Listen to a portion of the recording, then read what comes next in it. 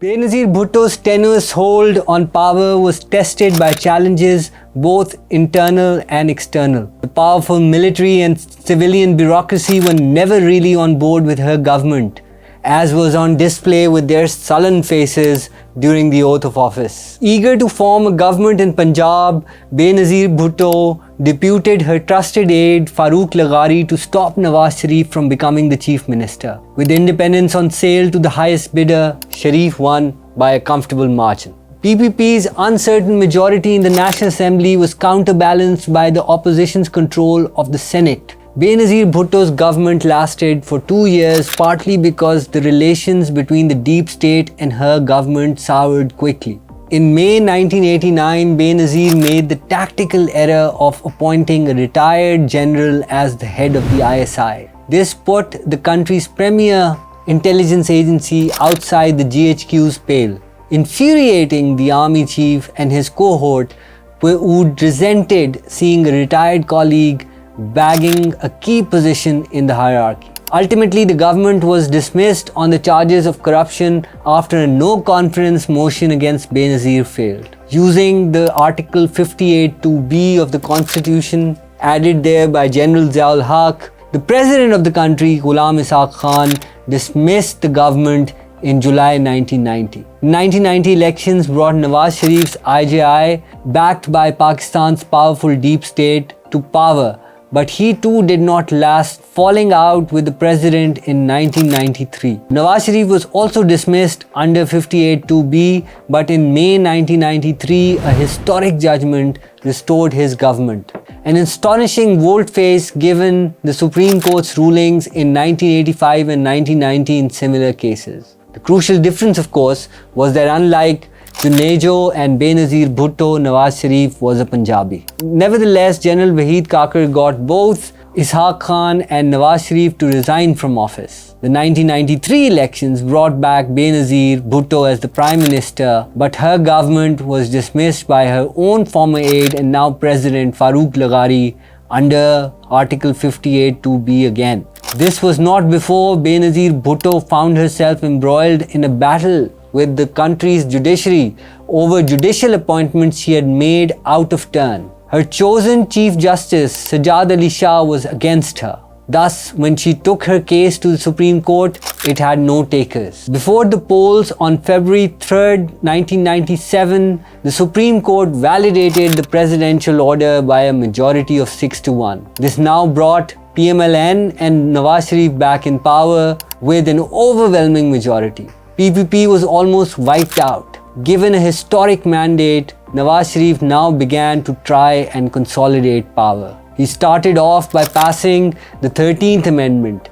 Taking advantage of his parliamentary majority, Nawaz decided to preempt Laghari from obstructing his pro-business plans by striking down the clauses of the 8th Amendment that affected his tenure in office. He won support from his coalition partners and the PPP to repeal a law that had seen 3 different presidents sacking 4 elected governments at roughly 30-month intervals. Nawaz Sharif did not stop there.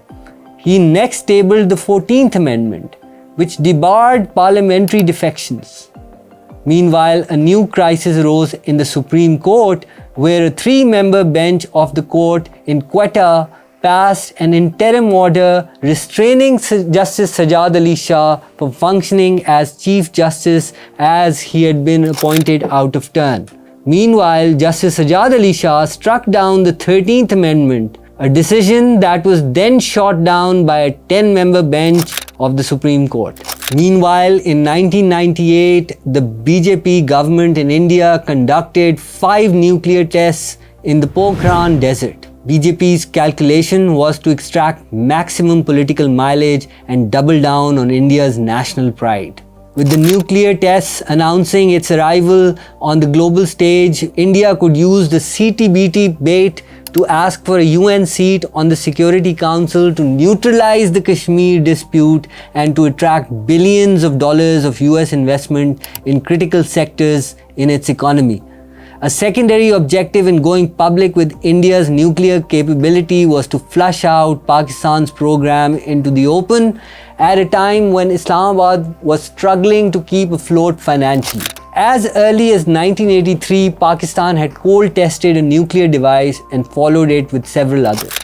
If Pakistan emulated India as was expected, the weight of international sanctions would cripple its economy, leaving it vulnerable to international pressure and ease India's discomfort in Kashmir.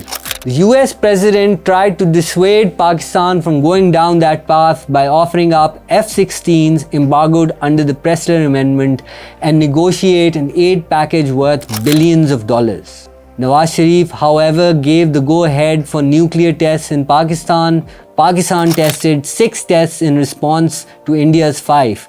This plunged Pakistan into severe economic crisis, and the rupee plunged as the result of State Bank's decision to freeze $11 billion deposits in exchange for the equivalent rupee amount of an overvalued official exchange rate. Spiraling inflation and rising unemployment along with violence in Karachi posed new challenges for Nawaz Sharif. In these troubled times, Nawaz decided to railroad the 15th Constitutional Amendment through the Parliament, making the Islamic Sharia the supreme law of the land.